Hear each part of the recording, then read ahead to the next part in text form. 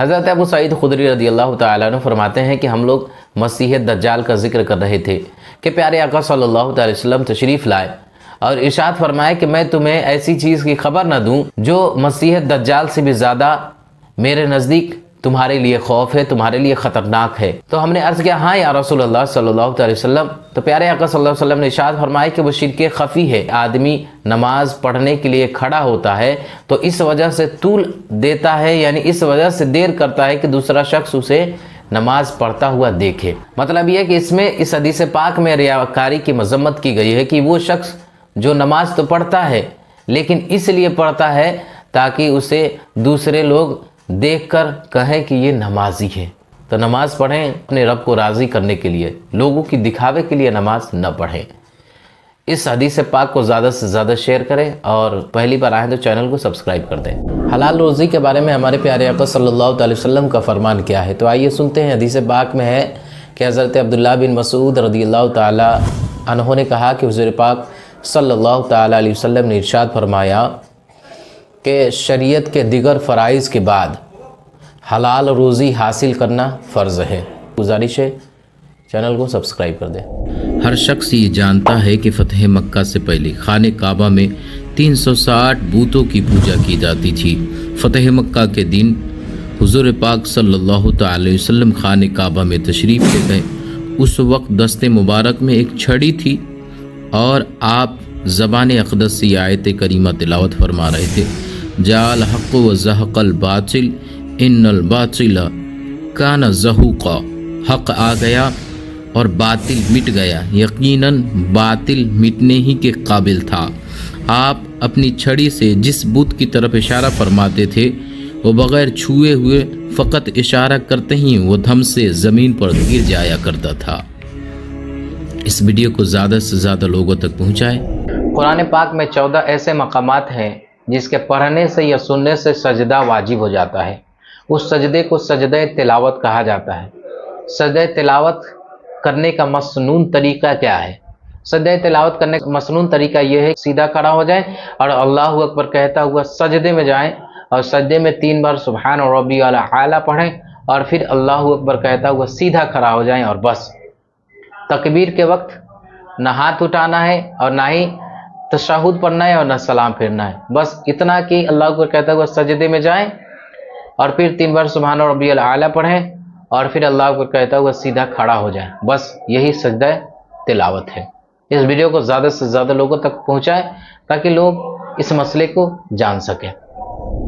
شکر ادا کرنے سے مال و دولت میں اضافہ ہوتا ہے۔ جو کچھ آپ کے پاس ہے اسی پر اگر شکر ادا کریں گے تو اللہ تبارک و تعالی اور زیادہ عطا کرے گا۔ آئیے حدیث پاک کی طرف چلتے ہیں۔ تو حدیث پاک میں ہے کہ حضرت عبداللہ بن مسعود رضی اللہ تعالیٰ عنہ سے روایت ہے کہ سرکار دو عالم صلی اللہ تعالیٰ علیہ وسلم نے ارشاد فرمایا، جسے شکر ادا کرنے کی توفیق ملی تو وہ کبھی نعمتوں سے محروم نہ ہوگا، کیونکہ اللہ تعالیٰ قرآن پاک میں ارشاد فرماتا ہے لا ان شکرتم لازیدنکم، اگر تم میرا شکر ادا کرو گے تو میں تمہیں اور زیادہ عطا کروں گا۔ اور پیارے آقا صلی اللہ علیہ وسلم ارشاد فرماتے ہیں کہ جسے توبہ کی توفیق عطا ہوئی تو وہ توبہ کی قبولیت سے محروم نہ ہوگا، کیونکہ اللہ تبارک و تعالیٰ قرآن پاک میں ارشاد فرماتا ہے وَهُوَ الَّذِي يَقْبَلُ التَّوْبَةَ عَنْ عِبَادِهِ، اور وہی ہے جو اپنے بندوں کی توبہ قبول فرماتا ہے۔ تو اس ویڈیو کو زیادہ سے زیادہ لوگوں تک پہنچائیں اور گزارش ہے کہ نئے ہیں تو چینل کو سبسکرائب کر دیں۔ بہت سارے جگہوں پر ایسا ہوتا ہے کہ اذان دینے والا کوئی اور ہوتا ہے اور اقامت کہنے والا کوئی اور ہوتا ہے، تو کیا ایسا کرنا درست ہے؟ تو اذان دینے والا ہی اقامت کہے گا، بغیر اس کے اجازت اگر کسی نے کہا اور اذان دینے والے کو ناگوار ہوا تو یہ مکروہ ہے۔ اس لیے جو اذان دے رہا ہے وہی اقامت کہے، اور اگر کوئی دوسرا دینا چاہتا ہے تو اس اذان دینے والے سے مؤذن سے اجازت لے اور پھر اقامت کہے۔ ایک اور مسئلہ ہے کہ اقامت کے وقت بہت سارے لوگ کھڑے رہتے ہیں، تو یہ مکروہ اور منع ہے۔ اقامت کہنے والا جب حی علی الفلاح پر پہنچے تو اس وقت آپ کھڑے ہوں، یہ درست ہے۔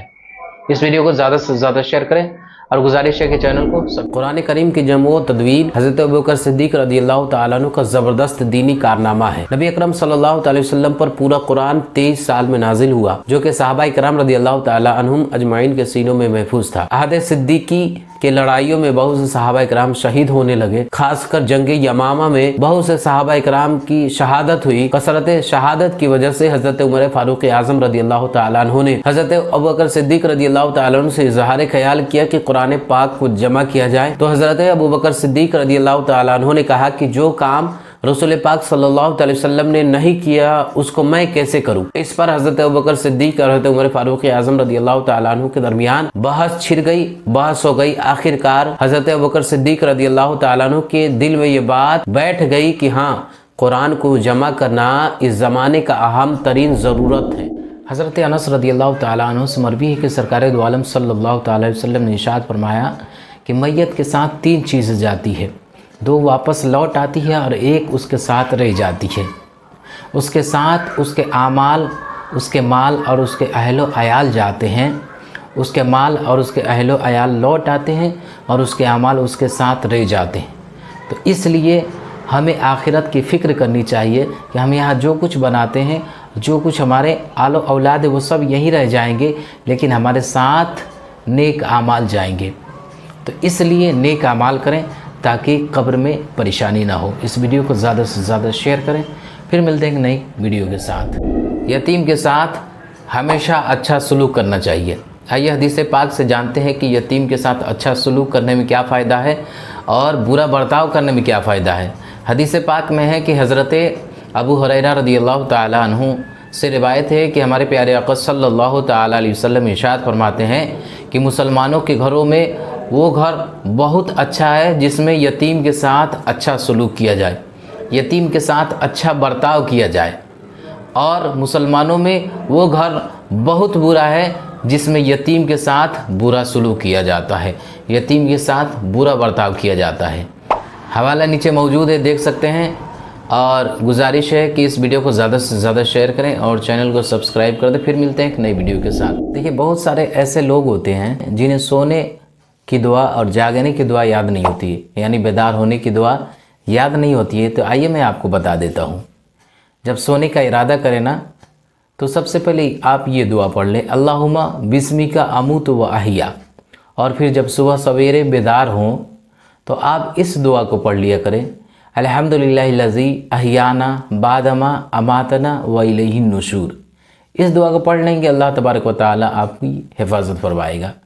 تو اس ویڈیو کو زیادہ سے زیادہ لوگوں تک پہنچائیں تاکہ جن کو یاد نہ ہو وہ سن کر یاد کر لیں، اور ہمیشہ جب بھی سونے جائیں تو پڑھ لیا کریں دعا، اور جب بیدار ہو تب بھی پڑھ لیا کریں۔ تو اس ویڈیو کو زیادہ سے زیادہ شیئر کر دیں۔ میرے آقا کی مدت ہوئی ہے، تیری راہ میں اکھیاں بچھاتے بچھاتے، میرے آقا کی مدت ہوئی ہے کہ تیری رحمتوں اور تیری برکتوں سے بڑے دن ہوئے گھر سجاتے سجاتے، میرے آقا کی مدت ہوئی